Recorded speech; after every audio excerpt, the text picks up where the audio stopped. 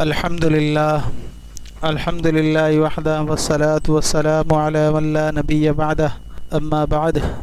محترم بزرگوں اور بھائیوں، آپ دیکھ رہے ہیں دعوت اسلام۔ دوستو، آج ہمارا ٹاپک ہے کیا مسلمان کعبے کی پوجا کرتے ہیں؟ کیا مسلمان کعبے کو اپنا بھگوان سمجھتے ہیں؟ دوستو، مسلمان ایک خدا کی عبادت اور پوجا کرتے ہیں، اس کے علاوہ کسی کو معبود اور عبادت کے لائق نہیں سمجھتے، اور نہ ہی کسی کی عبادت اور پوجا کرتے ہیں، بلکہ اس کے علاوہ کسی اور کو عبادت کے لائق سمجھنے کو شرک سمجھتے ہیں۔ مسلمان اس شخص کو اسلام سے باہر سمجھتے ہیں جو خدا کے علاوہ کسی اور کو عبادت کے لائق سمجھتا ہے۔ اسلام میں تو صرف اللہ کی ذات کی عبادت کا تصور ہے، نہ کسی پتھر، نہ کسی درخت، نہ کسی شخصیت اور نہ کسی استھان یعنی جگہ کی عبادت کا کوئی تصور ہے۔ حتیٰ کہ ایسی جگہ جہاں کسی غیر کی عبادت کا شائبہ بھی پیدا ہو، وہاں بھی نماز اور سجدہ نہ کرنے کا حکم ہے، جیسے قبرستان یا جنازے کی نماز اور میت وغیرہ۔ اور پھر کسی دور میں کوئی ایسی مثال بھی نہیں ملتی کہ کسی عمارت کو یا کسی مکان کو مسلمانوں نے عبادت کے لائق سمجھا ہو یا اس کی عبادت کی ہو، اور اسی طریقے سے پوری دنیا میں کوئی بھی مسلمان اپنی عبادت کے لیے نہ کعبے کو شرط قرار دیتا ہے اور نہ ہی کعبے کے کسی نقش کو یا مصنوعی آرٹیفیشل کعبے کو اپنی عبادت گاہ یعنی مسجد یا گھر کے کسی حصے میں رکھنے کو عبادت کے لیے ضروری سمجھتا ہے۔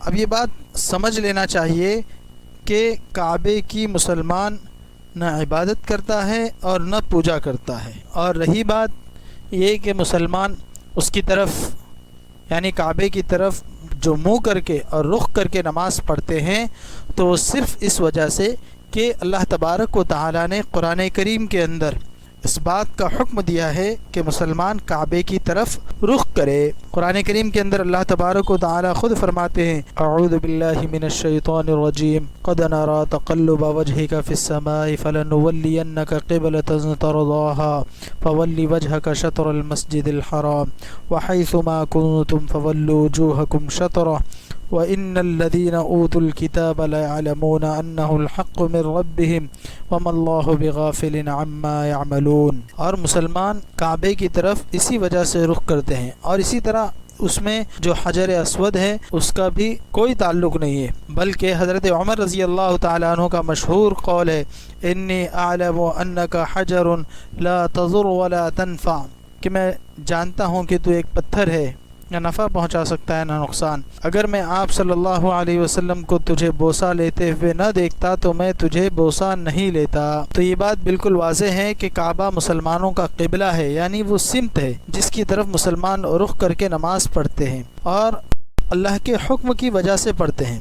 اور اس کی مثال ہے کہ اللہ کے رسول صلی اللہ علیہ وسلم نے مدینہ آنے کے بعد تحویل قبلہ سے پہلے 16 یا 17 مہینے بیت المقدس کی طرف رخ کر کے نماز پڑھی ہے۔ اس کے بعد اللہ کا حکم آیا ہے، اور حکم آنے کے بعد آپ نے کعبے کی طرف رخ کر کے نماز پڑھنا شروع کی۔ اور اسی طریقے سے یہ جو قبلہ ہے یہ مسلمانوں کے اتحاد اور اتفاق کی نشانی ہے کہ ساری دنیا کے مسلمان کعبے کو اپنا رخ تسلیم کرتے ہیں۔ اس سے اتحاد کی ایک مثال قائم ہوتی ہے کہ مسجد میں آنے کے بعد اگر رخ طے نہیں ہوتا، رخ مقرر نہ ہوتا، تو کوئی بھی اپنی مرضی کے مطابق کسی بھی طرف رخ کرتا، جس کی وجہ سے جماعت کی نماز کے اندر اختلاف ہو جاتا۔ اسی طریقے سے آپ صلی اللہ علیہ وسلم کے زمانے میں کعبے کے اوپر چڑھ کر اذان دی جاتی تھی۔ کعبے کے اوپر چڑھ کر اذان دینا اس بات کی سب سے کھلی علامت ہے کہ مسلمان اسے اپنا معبود بالکل نہیں سمجھتے۔ کون اپنے معبود کے اوپر کھڑا رہ کر اس کی عبادت کو یا عبادت کرنے کو اہم سمجھتا ہے یا بہتر سمجھتا ہے؟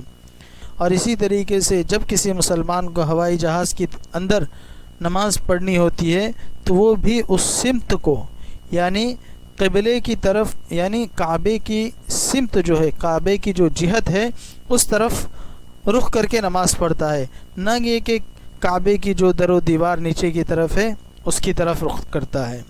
اور اسی طریقے سے ہم سب جانتے ہیں کہ کعبۃ اللہ کے اندر بھی نماز پڑھی جاتی ہے اور کعبۃ اللہ کے اوپر بھی نماز پڑھی گئی ہے، تو اگر اس کی دیواریں مقصود ہوتی تو باہر سے پڑھنا لازمی ہوتا۔ اور سب سے بڑی بات یہ ہے کہ مسلمان خود اس کے معبود ہونے کا اور اس کے عبادت کے لائق ہونے کا انکار کرتا ہے تو وہ کیسے اس کی عبادت کر سکتا ہے؟ کون ہے جو اپنے معبود کے خدا اور معبود ہونے کا انکار کرتا ہو؟ اس لیے یہ بات سمجھ لینا چاہیے کہ کعبہ مسلمانوں کا معبود نہیں ہے، مسلمانوں کا خدا صرف ایک ہے اور وہ وحدہ لا شریک لہ ہے۔